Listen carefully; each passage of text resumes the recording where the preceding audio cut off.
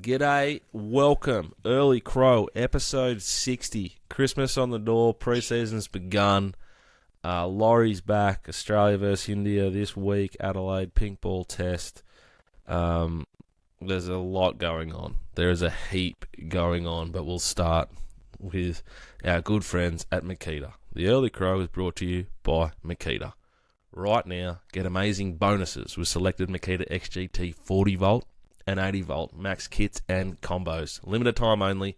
Visit makita.com.au for details. Makita XGT. More intelligent, more efficient, more power, more Makita. Boys, how are we? P-Rat, we'll start with you, big man. How's the battle? Mate, cannot complain. Big day this week. You and I out at Werribee on Sunday, so just trying to get everything ticked off in the house to get that all done before I get a tap on the shoulder on Sunday and going, can you do this before you go? I'll be like, nah, I'll pass on that one. But otherwise, mate, head above water, keeping afloat. How are you? I'm all right. It's a battle at the moment, but we'll get to that later on. T. Papley in the house, 2 days into his work. You know, I think teachers have got it good. This bloke's been on holidays for about 3 or 4 months. He's had to lob yesterday for a bit of chit-chat and today a bit of actual work, I'm told. Take the punter at home through what a return looks like from a, can we call you a veteran's point of view?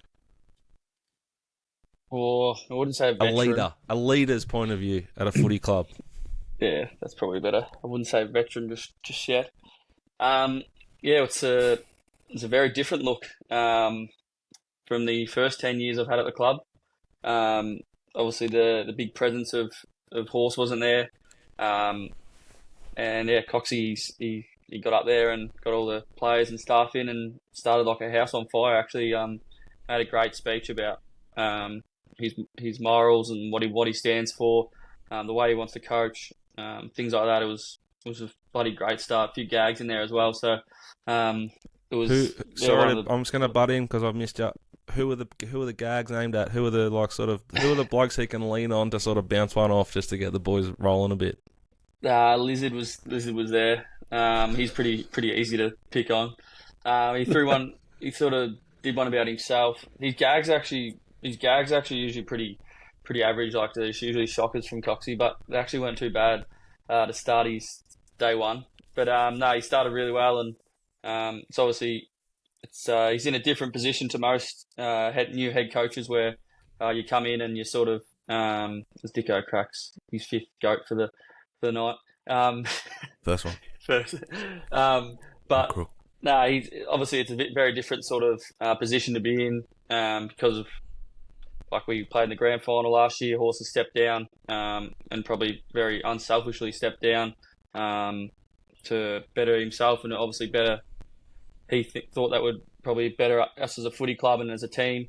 He's sort of in a lucky position, you could say, but he's obviously got to push on and coach the way he wants to coach. I'm sure he'll change a few things up, and he said he'll change a few things up, and he'll bring a new sort of way of coaching, a bit of a spark, bit younger sort of, obviously a bit younger that generation. He's probably 10 to 15 years younger than Horse, so he's obviously going to think a little bit different.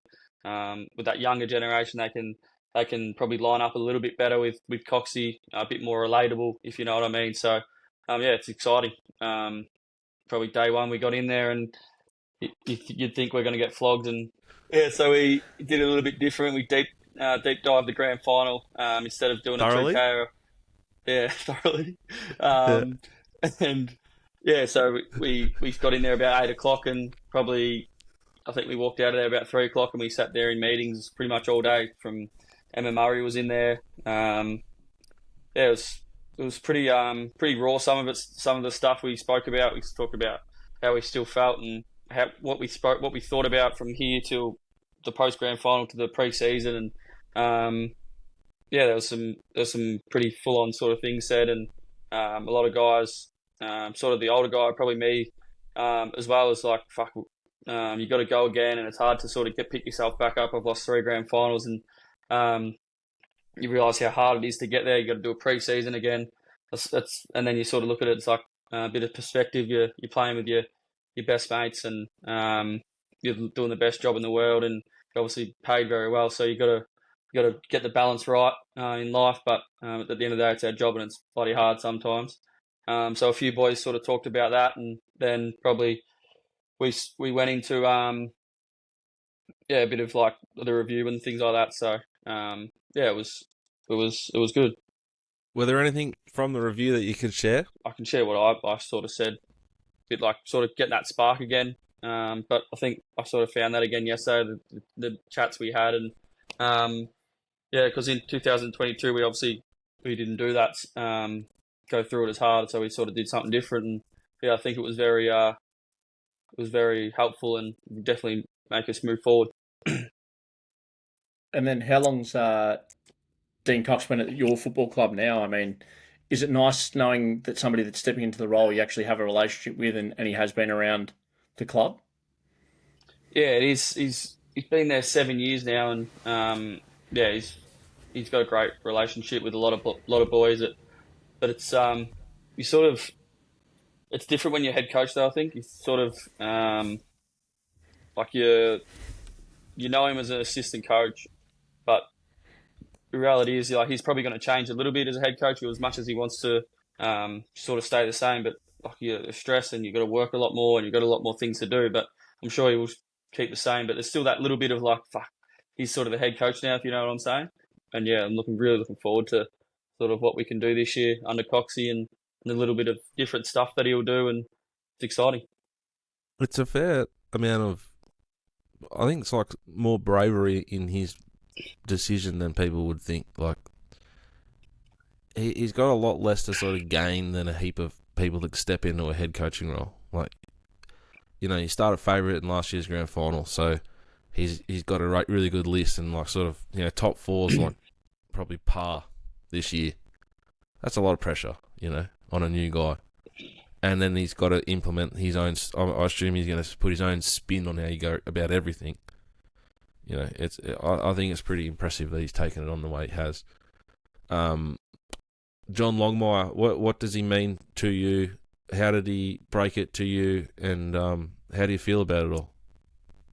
Yeah, it was. I got a random call on Monday night last week, and I'm thinking, what happens when you see his name on the phone, like on a Monday night? What have I done? It was just the weekend, and had a few beers and things like that, and I'm thinking, oh fuck me, what's happened? Yeah, that's the first thing that come to mind, and then the gut drops a little bit, and I'm like, Horse, what's going on? He's like, Paps, and I sort of knew straight away that something was up. I wasn't in trouble. He's got something to tell me, sort of. Yeah, I sort of knew I'm alrighty. There's probably been a few times he's called me and he's sort of given me an uppercut here or there. If he opens with Paps, I'd assume you feel a lot like great cricketer, probably a lot safer. Yeah. He says, Tom. Yeah, or not even probably mention my name, sort of, what are you thinking, or something like that. A little bit of a surprise, I suppose. I think he had one more year left, and he has been such a great coach for so long, and I thought you could sort of maybe feel a little bit like he was sort of last year. Like, I think he sort of wants to move. He'll definitely move on after this next year, and and then I was just thinking, there's no way he'll pull the pin with 1 year to go. We just played in the grand final, but yeah, he sort of said he's lost that fire in the Bally, and it's a very stressful job. He's doing it for, did he say, was it 15 or 12 or, I'm not sure. He took over in 2011, so 13 years that would be. And yeah, as a head coach, I think he got there in 2001, so he's been at the club for 23 years. Walked in obviously we've changed facilities, but walked in the same sort of organisation for 23 years. He's still going to do it again next year and do some things upstairs. But yeah, I was sort of a bit shocked and a little bit sort of emotional, I suppose. Like, he's probably, if it wasn't for him, I probably wouldn't be where I am today. The player I am, sort of let me sort of be extrovert and be yourself, and I think that's what he does with all his players. And yeah, sort of he sort of took me from the draft, obviously with Kinnear, but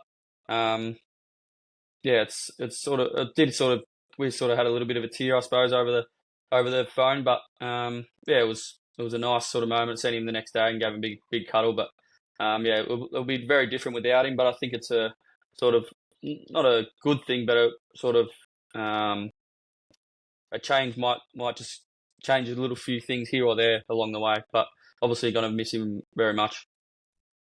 Because I'd assume you would not be alone.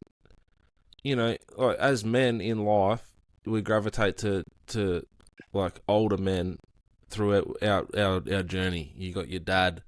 If you're lucky enough, you got a good, strong dad that'll set you up, and he's a little thing you can lean on.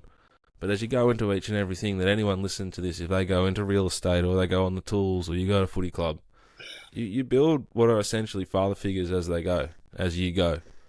I assume he's like a father figure to you, but also especially a lot of other guys at that club. Is that something that is talked about, Emma Murray deals with as you guys move on? And do you think it sounds to me like a really good idea?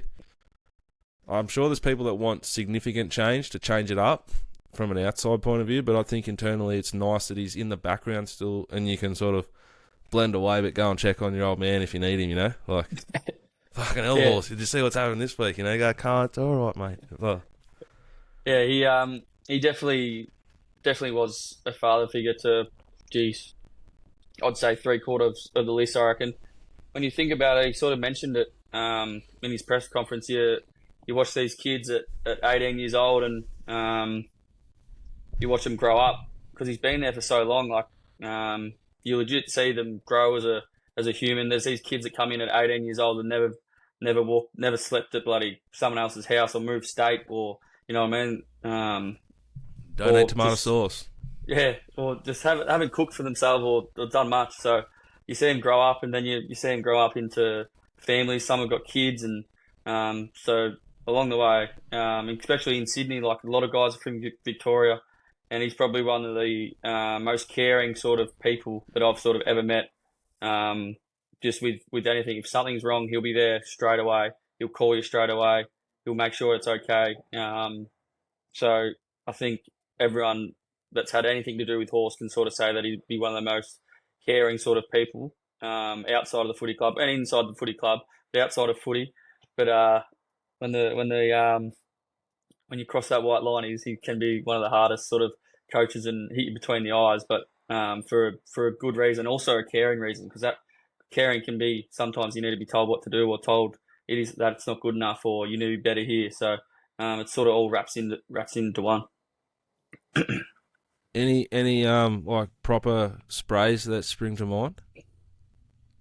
Well, I reckon I don't think I doubt he'll listen to this podcast, but there's a few I could definitely go on about. Well, there was this game. I won't mention who or what game or anything like that, but there was this game one day, and he's a big bloke. This bloke, and it was a pretty big game, and we obviously did get the job done because he gave us a fair old whack. And one of the players was sort of not having his best game. As we every now and then we don't have our best game. He's a big presence, this bloke, and yeah, it was in my first couple of years, I reckon. And I've sort of, it might even be my first or second year, and I haven't really seen him go off. And yeah, he sort of, he was talking about a bloke, and he just kept jogging around, and he wasn't impacting and stuff. And he's just got up there, and he's fucking started dancing around. He's like, "Look at you, man. You're just fucking tiptoeing through the tulips. You're just tiptoeing through the tulips." And he's just like walking up and down. He's just like tiptoeing up in front of all the boys. And I'm just thinking, what the fuck is going on? And oh, mate, I could go on for days, but I just don't want to. Maybe it's when I'm retired, I can go into depth about him. But yeah, I could go on. It's fucking funny. But yeah, he's just one of the. I don't think. If you know Horse pretty well, and he's just like one of a kind sort of human. He's such a caring person, but also can be hard when it's necessary. And yeah, I'll definitely miss him at the footy club for sure. I think, like, from a fan's point of view, if he got there in 2001, like you've said, that's essentially when the footy club really turned on and become consistently tough and strong and competitive and great. So full credit to him. I think that he copped it. Like, he copped the brunt post this last grand final and every other failure in the grand final. But I think coaching is like punting, and if you're just beating SP, he deserved to win more than he won, you know. But you're in the lap of the gods. His record speaks for itself. I think he's a star, and I wish him all the best.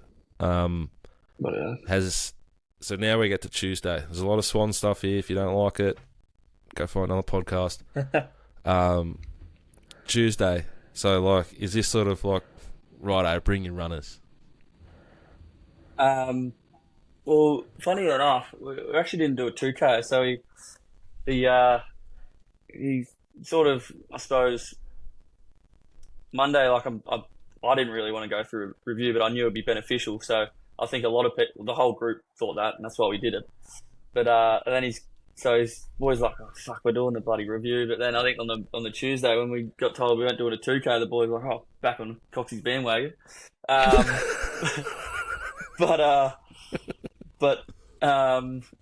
it was pretty solid. It's so humid up here. On Friday I did some training and it was nice and cold and a little bit drizzle and it was just perfect for training. And then you get out there today and it's just steaming. It's like Bali. And I'm in rehab, so I'm sort of still doing my running on the side. I'm not in the main group yet. Still sort of doing your 6Ks or so. But the boys are they've been pretty solid. It's we've actually got a new head of fitness guy as well, so there's a little bit of change there as well. And yeah, the boys will work pretty hard. Did about 9 or 10 Was he selected by? Was he selected by Callum himself? Because what I saw on social media today, it looks like he's going to take up that wrestling career properly post football. Like, seen the size of his arms? Oh, he puts you blokes to shame. Yeah, he's waiting to. Yeah, he's looking jacked, Nilsy. It's good to see him out there again as well, training. And all the boys really. There's a couple of kids that sort of get to that 3rd and 4th year, and you're like, oh, geez, he's looking alright. I think Chad Warner's brother, actually Corey Warner, he's going really well. Looks in like immaculate condition. Couple of new guys, Riley Bice, left footer from Werribee. He looks pretty sharp. Looking forward to him coming down off half back, and then there's a couple of young kids. Obviously, only a week in, but Jesse Detoli looks very skillful left and right, and he'll probably take my spot. So hopefully that's not going too well. Come on, calm down, Jesse. What's the vibe amongst the boys? Because I'm going to give you my vibe after it. With this new sort of dark red kit. See, when he goes and he does a little grin, punters at home, that means I've got him, I've squared him right up. Yeah, he's going, do I give the Sydney Swans answer, or do I give the Tom Papley answer? I actually was like, what the hell? What the hell at the start, but it's sort of growing on me a little bit randomly. So yeah, I actually don't mind it. I was like, what the hell? We're not from Queensland. But it is growing on me. But yeah, I don't mind it. Yeah, see, as a Swans man, I couldn't call it maroon. I had to call it darker red. Yeah, but it's very close, isn't it? It's very, very close. Yeah, it's growing on me. I don't mind it. Something different, you know. Okay. And then what are the headwear options? Who's running the rudest lid at the moment? Have we got any new salads to talk about in the team? Any blokes that have come back and you've been like, where have you pulled that fucking haircut from, or what? Nah, something like that. I think with Horse, you sort of cut that sort of out if you sort of rolled in with like a mullet or something. So I don't think too many boys have sort of learned over the years. And Coxie would be the same, but Coxie would take the piss out of it. He wouldn't really care. But Horse was full on about it. Horse wouldn't even let you wear your hat backwards. So maybe a few boys might wear the hat backwards. That's about it. All right. Any other questions about footy? Proddy? That's probably a heap. No. Final one from me. What are we doing with Chad? Do we need to sort of get involved as well? he's a very happy man on the service. If there's anything we can do to assist, in sort of enticing him to sign, you let me know. I'm happy to oblige. I'll pick up the phone and talk to Tom Harley. But is he getting like a gentle ribbing at training, or is it just like, fucking don't talk about it? Jaddy's pretty good. He's actually very lively sort of bloke. You can joke, you can take the piss, he'll take the piss and things like that. So, I think it'll obviously be spoken about a lot in the media. But the first thing, funny, he got back Saturday. I hadn't seen him yet. But the first thing he said to me, he goes, "Oh, jeez, how good's the spring been?"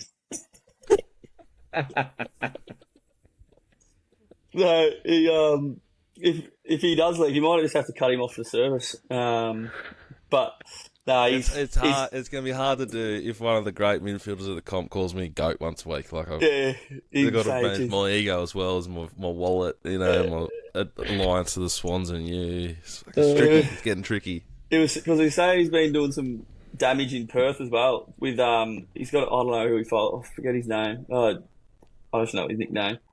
Junts or something. He's like, yeah, Junts has been killing at WA as well. So I've been killing at Melbourne and doing your winners. He was talking about my bloody drift net on the weekend. He's like, what the hell? We can get to that later. I really want to talk to you about that. That was outrageous scenes. But yeah, he was training well today. He's just such a powerful beast, and doing them sprints, he's pretty lightning quick watching, so it's good. All right, that's the recap of John Longmire's departure. Dean Cox's reign begins. Tom and the boys, all of them are now back at work, ticking over, review done, onwards and upwards. If you have questions that you'd like asked about the inside of that organisation or something like that, whack them on one of the reels we do, and P-Rad will bring it to the next show. I think we're probably going to have at least one more in us pre-Christmas. So if you've got one, engage with a bit of the content, and Praddy will find it, and we'll ask Tom, and if he's happy to answer it, he will. That's the AFL done and dusted. There's nothing else in AFL that's interesting, is there? Not that I've seen or read, no. Where should we go now? Do we want to talk about the cricket that starts on Friday, the Adelaide Test? I think we need to speak about the J. Dickens Test going on at the moment in the front yard with Das first. I need to get a bit of a pulse check from Paps on. I'm on the phone to Dicko before, and Das is on 25 when I get on the phone. And about 6 or 7 balls later, he's like, I think Das is on 49. He's hitting them well here. You were counting it for a while there too. Yeah, because he goes, Das, you're on 39, and then he hits a 4, and Dicko goes, Praddy, what's Das on? I was like, mate, you just told me 3 seconds ago. Like, how well are you going? Getting a little sleep at the moment. Perhaps he gets Das out on 49, playing front yard or backyard cricket? It's front yard in the driveway where I took Paps apart in ping pong. Let me just talk you through what I do. I bowl. He doesn't know, but I bowl underarm, and I bowl like 6 ball overs. So I bowl 6 like right arm leggies, then I bowl off breaks, then I might go over around the wicket and bowl left arm Chinaman, and I just sucked him with 2 that went like sucked him in, you reckon? Hit went away, and then I just bowled him a flat one, and he chopped it on. But so after he's chopped on, he's fucking given it to him. He's giving him a full serve, not even a half serve. I got really into the mind of what Dicko must have been like on the footy field back in the day playing in Sydney. Just like, what's your pulse check? What's your read on your dad as a 36-year-old man giving you 37, giving your 5-year-old kid a spray after getting him out underarm as he's just learning the game? What do you reckon, Paps? Jeez, it's probably reminds me of my old man, I reckon. Okay, so all right, that's the start. So I'm building a champion. Yeah. Okay. He did make 49. You got to teach him young, Paddy. Yeah. Okay. Hey, Dicko, what did you say on the phone? I said we'll have to ask Paps for a pulse check on this, and Dicko goes, he'll say it's all right. Yeah. Sure enough. Yeah. Got to keep him in check. But then the best part is when play resumes tomorrow, I'm going to be on 51 not out. So made the first half century of the summer. And even better, I think big character building for him. Like he hates bowling and fielding, hates it. I think after 3 balls, Dicko was on 14, And Dart goes, I'm not playing anymore. He's like, no, you'll bowl. I just bowled to you. It's my turn to bat, son. We're not letting you just get away with it. I'm trying to teach him just to hit a length. Just hit a length. Just let the natural variation take care of the rest. Is he getting the arm over, or is he throwing No, still? I'm just trying to teach him underarm for now. Yeah. Because he's starting to put a bit of work on them already. Oh, love it. Nice. Love that. But anyway, Dicko, Australia v India, there's a bit going on. Hazelwood injured, and I've read today that Boland's still not sure if he's playing or not. Really? Oh, you'd play him for sure, wouldn't you? He's $1.01 to play. Pink ball. Well, who else would they play? I'm not sure from the bowlers who they actually would play. I don't see a world where he doesn't play. I haven't been more excited for a test match in a long, long time. Unfortunately, is it start on Friday afternoon? Yep, it starts on... It's Friday afternoon. Friday's just going to be a big day of anxiety for me, but I'm so excited for it because of these, like, geez, there's a lot of turncoats that just as soon as they go south, like they're the World Cup champions, 50 overs. I think they won the Test Championship. Yep. They won the Ashes. They're ticking boxes. Yep. They lost one Test match, had 2 bad days, and fucking heads need to roll. Jared Waitley of Sandpaper Gate that like set the whole country off is the cheerleading again. He is so like dramatic. I just would. I couldn't think of much things worse than to be stuck like on a plane with him if he was pissed and the shit he would talk.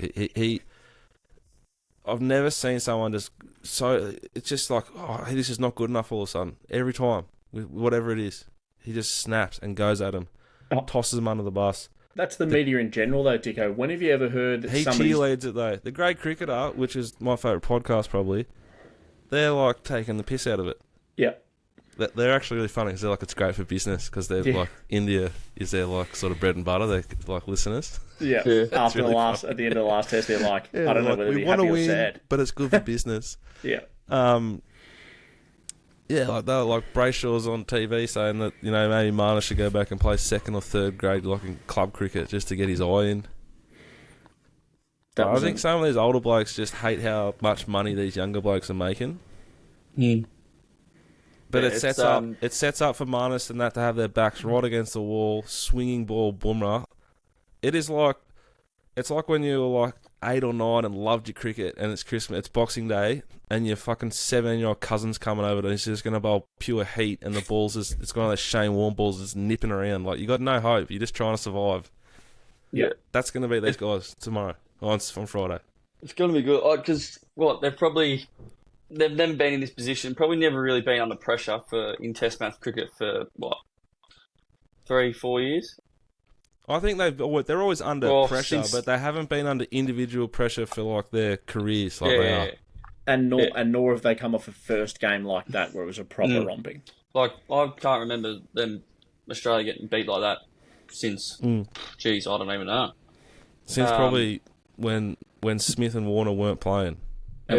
Or probably when we were in India last. There was a few drubbings in India, but hard to play cricket over there. But in Australia, we never get beaten like that. So backs against the wall, it'll be good to see.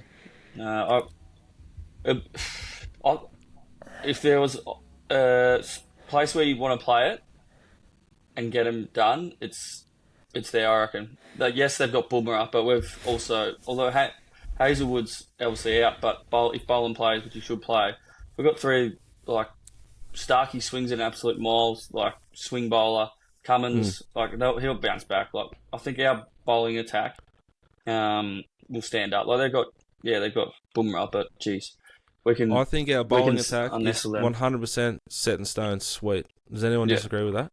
Nah. No. Right, batsmen, though, let's roll through them. This is if they fail. Do they stay or do they go? Khawaja. Stay. Done. Stays. Stays. Oh, okay. Are we answering it as what they will do or what I think they should do? What you think should happen? If the other opener makes runs, he should go. That's McSweeney. He's just got a hall pass for me. Yeah. For the whole summer.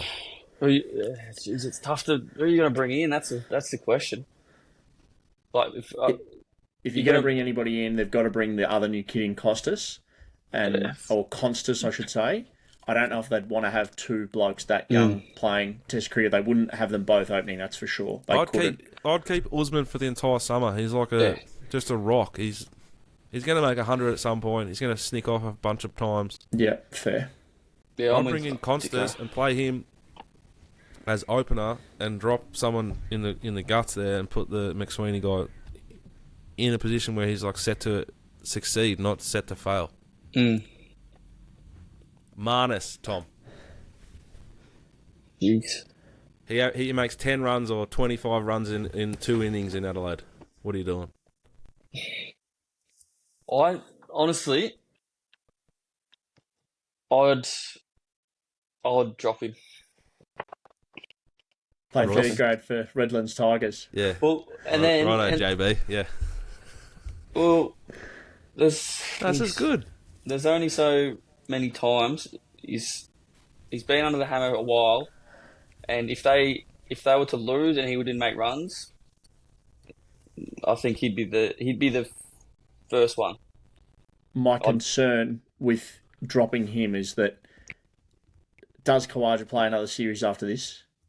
Smith has got to be very close to pulling the pin, and Marn's 30. So, like, really you want Marn hanging around for another 3, 4, 5 years because they're going to have to blood new people at some point, like they've done with McSweeney, which they probably should have done a bit earlier. I think the huge mistake they made was Smith opening in the last series is just ludicrous for actually putting us back for setting ourselves up for the future. They should have left Smith where he was and found an opener, and it probably would have been Harris or Bancroft, just in terms of the fact that there's 2 blokes that I think will be done cricket very soon. That's Khawaja and Smith.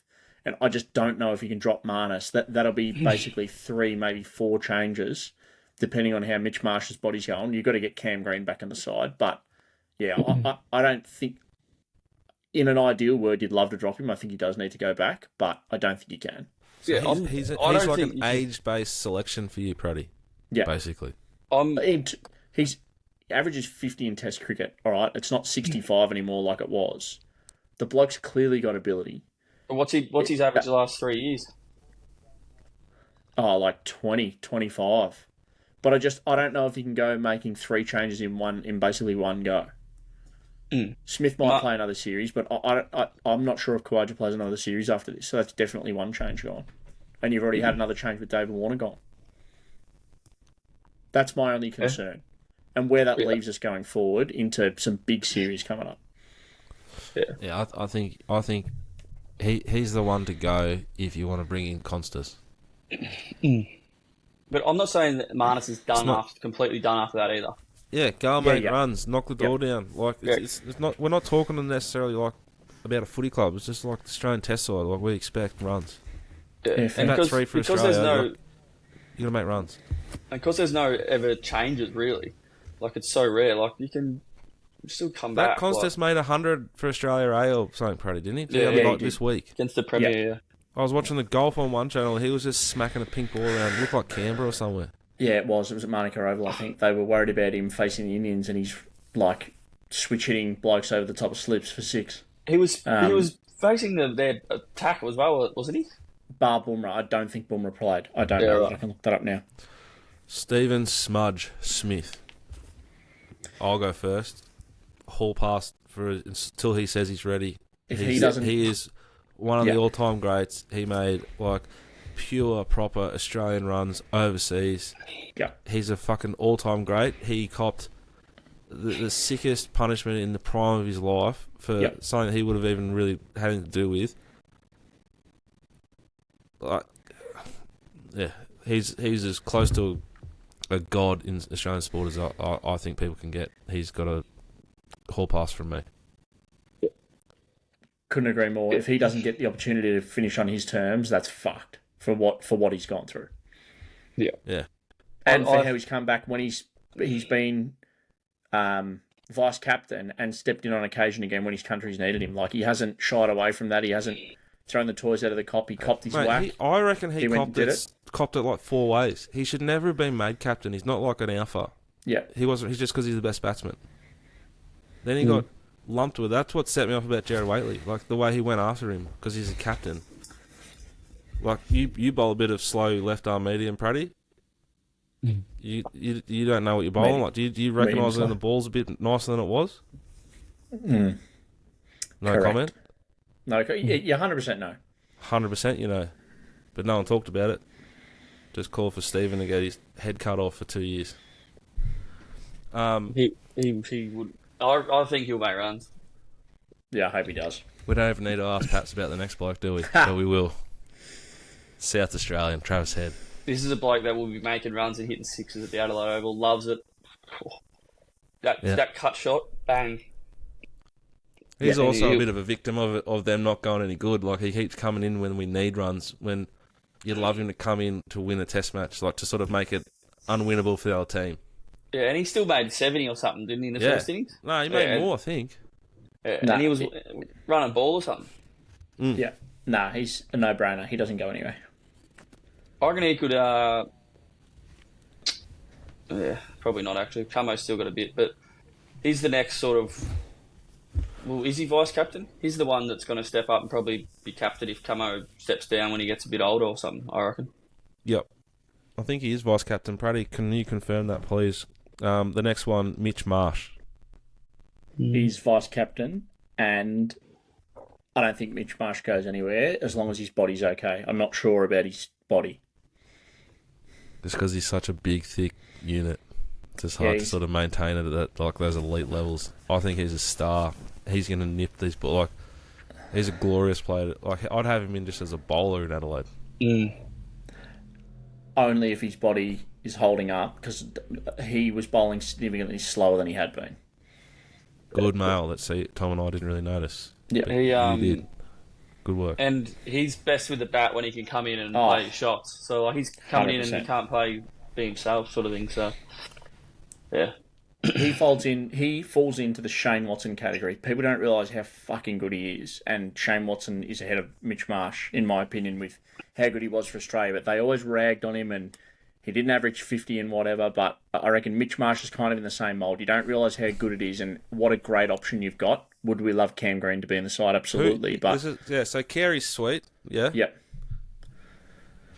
Who does Cam Green? Whose spot does he take?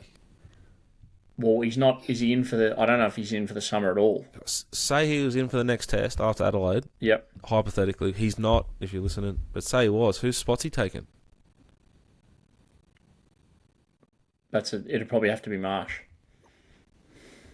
He'd probably only come in if Marsh was rested. I think he would switch for Marsh. I'd have him opening. I'd have him at the top. Oh yeah. Cam Green. But something different? Yeah. Mate, you see him bat, he's just like he loves the V. But if he's going to bowl, does that interrupt his bowling? Or will you just play Marsh and him? I'd play Marsh and him. Like, who's a better batter than... Like, Mitch Marsh is probably the fourth best batsman in the team right now. Cam Green's probably like the second best or best. Mm. Has he been making runs? He made big runs in New Zealand. Won a test match. The problem is that they're so tall and genetically gifted that they get sore. Both of them. Yep. Anyway, that's the cricket chat. I cannot wait for it on Friday. I love the pink ball stuff. It's going to be fast. You sort of can't take your eye off it. It'll just be going. There'll be some ponies at Moonee Valley to keep you company as they as the lights coming into full effect there at the Adelaide Oval, which, as Tom has said before, and I will say again, I think the number one sporting venue in Australia, and I think it would be even better to watch cricket at than footy. Oh, just that a bit of a relaxed sort of vibe. Have you been? Well, you obviously haven't. Not for the cricket. I've been for footy. Mate. It's unbelievable. I went there early. I've been a few times. I went there early and watched Adam Goods take apart Port Adelaide one night. Have you been glorious cricket, Paddy? There? No, I haven't been. Oh, there, you have to drive. Yeah, correct. Tom, that was a pretty nasty little question, wasn't it? Hey, he didn't know, and then he just realised. You might have snuck over there before the infamous South African trip, you know. I tell you what, poor old Benny Scarf, he's struggling a bit at the moment. But this is a segue and a half. Is Dicko talking or Paps? But shout out to Benny Scarf. I hope you'd start backing a few winners soon. But 1-800 858 858. But I reckon he's had one of his best bets of his career. Yeah. I saw this and I couldn't believe the odds. I had to check the odds. I have to go and check the. I don't know why he doesn't have the 10 grand on that. I would be having 50 on it the way he bets. Like, but yeah, $2.50 now. He's moved the market, Benny Scarf. He's Jasper Boomer up to most wickets first innings. Is $2.50. Pink ball, jeez. I reckon he's just done such a great thing here, Benny Scarf. I love him. I've loved him from the start. Basically, but he's a proper as sick as they get victim, and he's cursed. And what he's done is create great content for the punter. And what he's done here is place what I think is the greatest, most soundest bet I've seen him have. But with his curse, he's done a great thing for Australia. Like, he's just a fucking champion, this bloke. I'd love to have beers with him. It sounds like, it looks to me like you couldn't sort of have one or two would turn into 6 or 10, and then. But mate, he gets noticed. I reckon more than bloody us Swans players down the street. Benny Scarf, it's ridiculous. Boys saying you're walking down Coogee Bay the other day, and they reckon 6 blokes, separate blokes, Benny Scarf getting around him. Unbelievable. He's a champion. It's great content.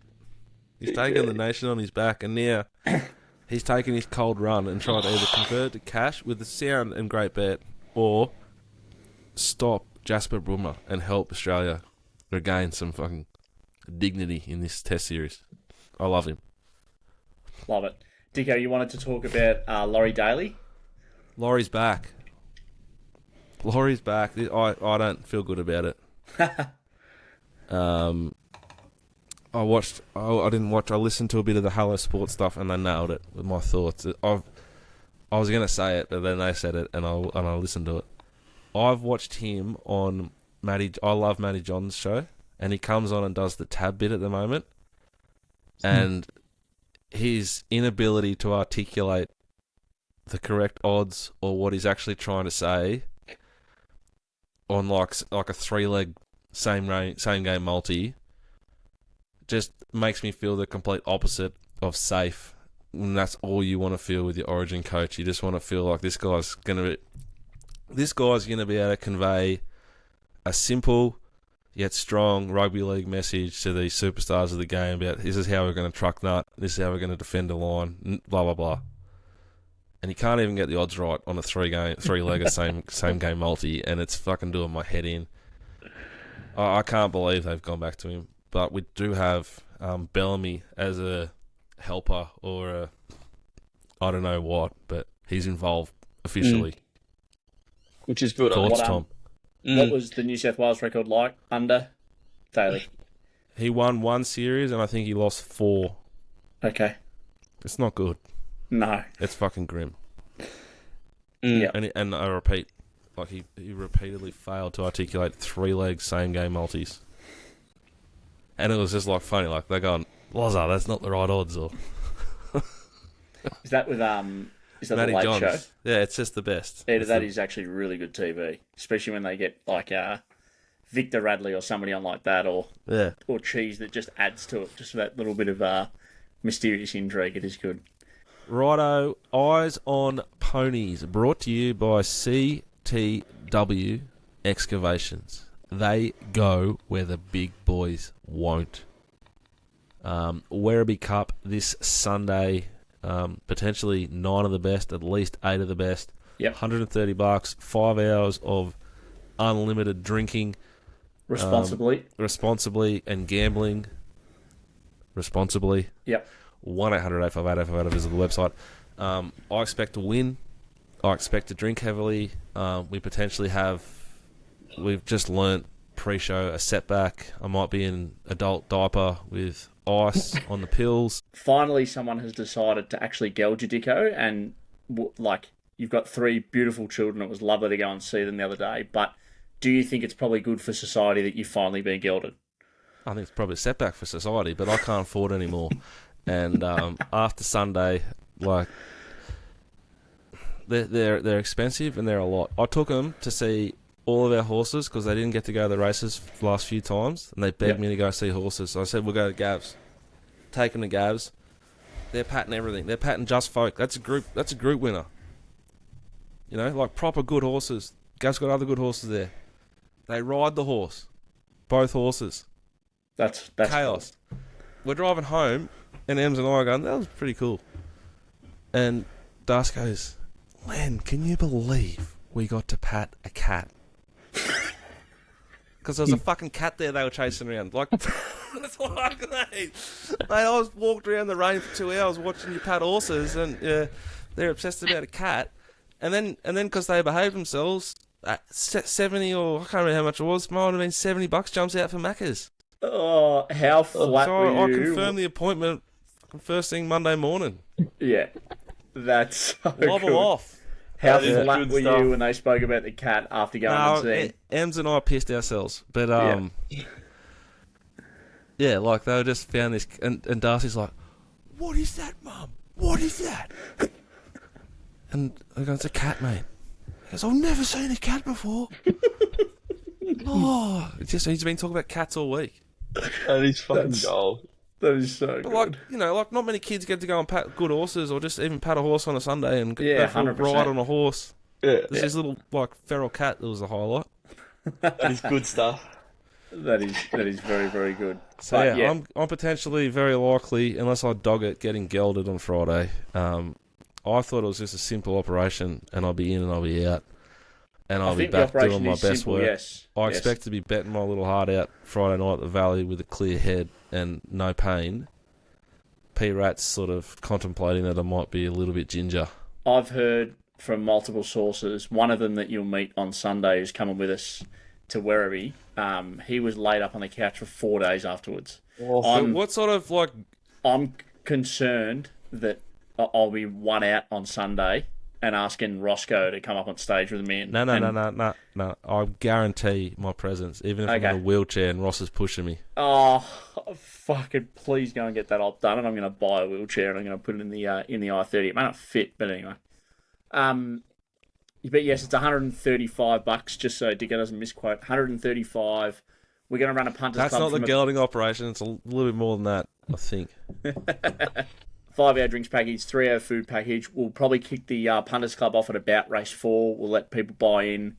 We're going to be doing our best work, Dicko. We'll see who's going to be on course. We'll interview a few racing participants, and you won't get the media trained version from us in the stalls at Werribee on Sunday. So if you're looking for a good day out, it's going to be 20 degrees. We've got a fully enclosed building, private bar facilities. We're going to have people running bets for us. We'll let you know what we're betting in each race, and come down to Werribee and have a fucking great day. I genuinely cannot wait. I think it's going to be a real fun day on course. And yeah, make sure you go and get your tickets now. It's all over our socials, the link, and the link's in our bio on Instagram. So go and get your tickets ASAP. Anyway, shall we get on to, and you mentioned it before, Paps, we just have to start with the run of Driftnet, don't we? The fuck happened there? Yeah, Driftnet. Geez, I think it hit $1.01 on Betfair, and Redbreast hit 700 to 1. So if you're on that, good on you. But yeah, bit of a cat, I think. I won't be backing that at the shorter odds unless you can. I don't know. There's a way you could back it, get some cover and expose it late. But how many starts it had? It was. Let's get it up. It was third up on Saturday after 2 trials. That's its third run of its life. No, it's had 13 starts. 13 starts. I'd be like keen to back it next start. Blinkers on. How far was that race? That was 14. Like 1300 Rosehill, blinkers on. Yeah. It just travelled so nicely, didn't it? But anyway, like imagine that if you retired, you like you were talking about doing when you had a good day in the spring carnival, and we went to Rosehill together to bet in run for the day. We drugged Praddy. He was asleep, and we flew him up on a plane. Where am I? You're in Sydney. You made it. I probably wouldn't wake up. We went to the races. We're betting in run. We would have dusted our whole bank. Race 4 on the Saturday. Maybe worst nightmare would have happened. How the fuck would I have gotten home? We would have had no cash. Had to hitchhike. Imagine you and me hitchhiking with the beards. Yeah. Down the And hill. what was the other bet I had? I had Townsend in race 9 that usually leads on its ear, and it's missed a kick by 4 and hooned up the inside rails in run inferior lanes, and just like I think it's ran the fastest, 11th fastest last 100 of the day, last 200 of the day, and it's a 2,000 metre race off a slow tempo. I know, but it would have just Still- won it. It would have just won, That's and still good. yeah, and the leader, floating outside leader, has won by 3 lengths. It should have just won, but anyway, that's punting, and yeah, we move on. I don't know where we're at this week, but yeah, it was a strip out for me, unfortunately. But if a couple of them win, would have went all right. Any horses you want to take out of the meeting? Any lessons learnt from the meeting? Yeah, You learned a lesson early Saturday before the races, didn't you, Paps? what was that? Had to give me a call while you were standing in the terminal trying to do a little cashy and had to Oh, work yeah. out how to put the system multi on. He was asking a lot of questions on Saturday. Even got on the Discord just to get betting advice from me. Yeah, and yeah, we ended up winning. But anyway, and you told me not to bet it, and then you told me not to bet the other one, and I bet it. So anyway, but yeah, You know when your mate comes up to you and, hey, what do you think about this? And you give them the honest answer and they go, well, they were just going to continue doing what they were doing anyway. That was just, Paps was just looking for some positive reassurance. You gave him none and he bet anyway. I listened to him the first time, and I was like, "Fuck it, I'm not going to listen to him this time." And it fucking anyway. She's got pizzazz, by the way, that one was. But we can Yeah. touch on that in a sec. But yeah, I was actually frustrated with myself by betting on the weekend. I should have probably backed a couple of things that I didn't. My prices were good, but my betting was shit. So there's a lesson learned on the weekend. What, turn over a bit more money, trust yourself a bit more? I don't reckon I should have dived into it deeper a bit more, and I reckon I would have had it. I went over it. I was like, oh, geez, I don't know. I think I did 6 units or something, but I was like, fuck, I was around the mark, and then I think that Canberra I had a bet because it come up soft 7. I was predicting heavy 8, and I was like, and a couple of little bit of changes. I was like, oh, I'll see how it's playing, da da da. So I didn't bet for the first 3 races. Then Driftnet come on. I was like, yeah, that's a good bet. But yeah, I sort of, and then Belvedere Boys. Maurice. And that was Warming up. just a few things that were worse than midfield, and I sort of let go. And when Canberra actually landed in the first 4, I tried to get on live, and then I missed the price. But anyway, it was all good. Have those days, and yeah, we're back again Saturday. Especially because I put it on the clinic in Melbourne, so we won. Did we win? Broke even for the weekend. But We we had won. a good day. We had a fun day. If you followed along for free, which you're very lucky to be doing, because there's no one in Australia, especially Victoria, going better than I am, and you're getting it for free. And you're also getting great stuff out of Sydney where Tom's working his ass off for you. So, to the sad trolls on Twitter, from me, only obviously Tom's got to rise above from me. But from those guys that get around that support it, well, I really appreciate the vibes and the positivity and energy. Because that was we have to start. This is where we got to start at Caulfield. That was a $90 quinella in the second. And not only was it a $12 winner, it was a $90 quinella. Yeah, we had Pesto running and like the race after, and a heap of the owners are going, "Oh mate, like fucking hell, $90 quinella. He got $85. I got $90. Mate, that's just the best start to a day ever." And I'm really confused, like going, "You're not one of my clients." Has Jono given this out? Or I was really confused but it was on our slide. I hadn't even seen it. Even after we were talking, you were driving on the way home. You're like, "Oh, I think what do we do? We break even today." I was like, "Mate, do you not remember the winner in the second?" He's like, "Oh yeah, fucking Lindsay, Yeah. what a ripper!" That's how Friday was after the whole day, Paps. When I got in the car, after race 9 because Emma needed me to come home. I thought we were behind.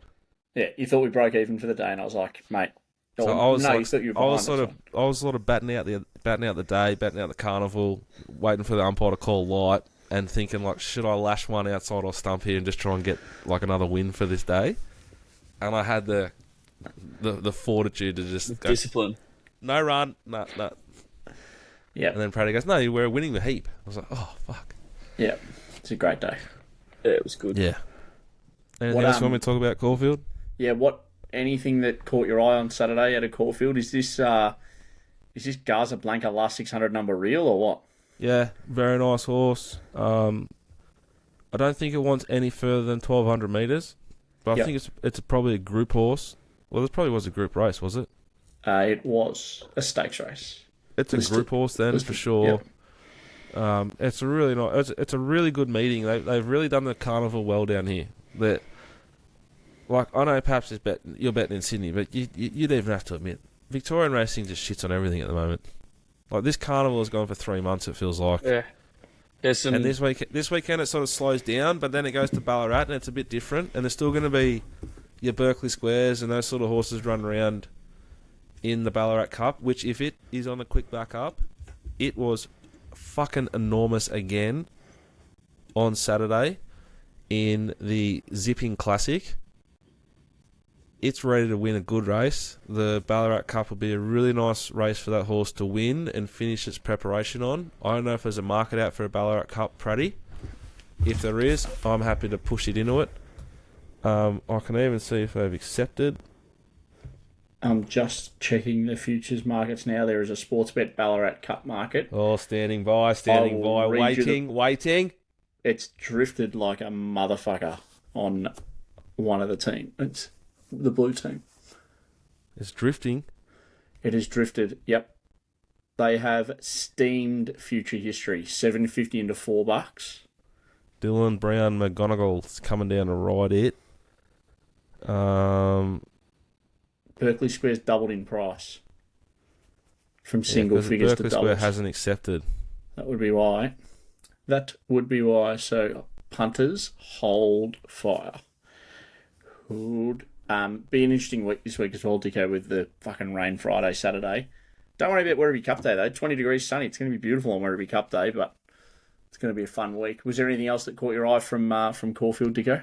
I thought Arapaho was really impressive. Travel Deluxe, suited and run. Very nice horse. I was happy to see it rumbled again win. It's a consistent horse. If you owned it, like, you deserve to win, and they got it. And they won a group race with her, so she's worth money. Full credit, Lindsay Bowles, the Cotton King, the conductor. Nailed it again. He's had an enormous spring, and we've all benefited from it. I'll take some of the credit because I've found him and I'll give him the keys to the 2-year-old races, and he just keeps on finding winners, and God bless him. A $90. She's got pizzazz. Beware of the horse not suited badly, held up 3 or 4 times, jockey switch, inside draw. I dogged it, as Tom's referenced. At that stage of the day, though, I was really worried it was raining, inside draw. Yeah. That's why I dogged it. Turns out the rail was great. And I thought the run of the day, but it's only done to the eye, not to the clock. And full credit to our man T. Papley, because he had a beautiful note on this horse. Coming out of Newcastle, Snitznova was 3 wide no cover after being 3 wide or wide no cover at Newcastle. And she is just tough. Like, she is a Papley beat tougher. Darcy's so hooked on that. That's his word. Really? That's all he says. Be tough. Because we'll watch a race and he just starts saying it when they jump. And I'm like, mate, you can't do it the whole race. So he goes like, when can I start, Dad? When can I start? That's good. But she's a beat tougher. She had no favours here again. She towed in the second horse, Bitter Creek, and she beat it fair and square. She's a really nice potential. She's got a lot of potential. She's a little light-looking schnitzel filly. But as she matures and furnishes into a bit of a bigger version of herself, look out next autumn. She's a nice horse, Snitznova. It's actually favourite for the Magic Millions 3-year-old. It wouldn't be going there, would it? Surely not. It would be with Kieran, I'd say. Really? Christ. Because is that against Get a Fix? Get a Fix, yeah. No, it's no star to the clock. It's just a nice just you watched that. You made the note on the Newcastle win. Like, it was a proper. She didn't. Not many horses would win given the run she had. Feels like a horse that just wants to get there. Sees Charlie the line Sheen. and chases it. If it goes Fugle. there, 1600, need a little freshen up. Back to the 14, but it's 3 in a row. So, what about New Energy?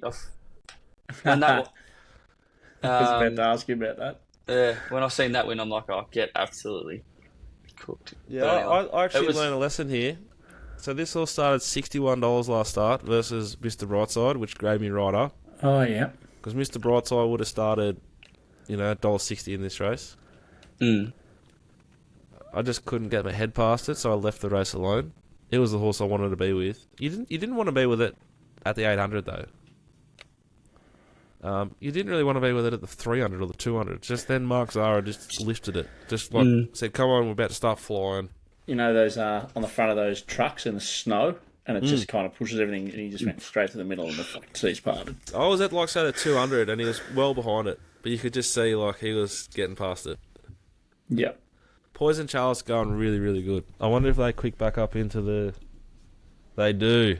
Prushka, Williams, Ballarat Cup, Poison Chalice. Ooh. $5.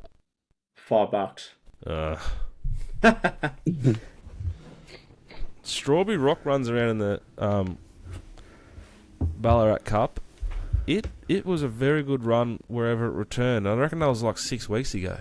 Where it was in a race that was way too short for it. Yeah, I was reckon it at Flemington over 1800 against Aaron Bay, Unspoken, and Apulia ran 4th. And it hit the line real good.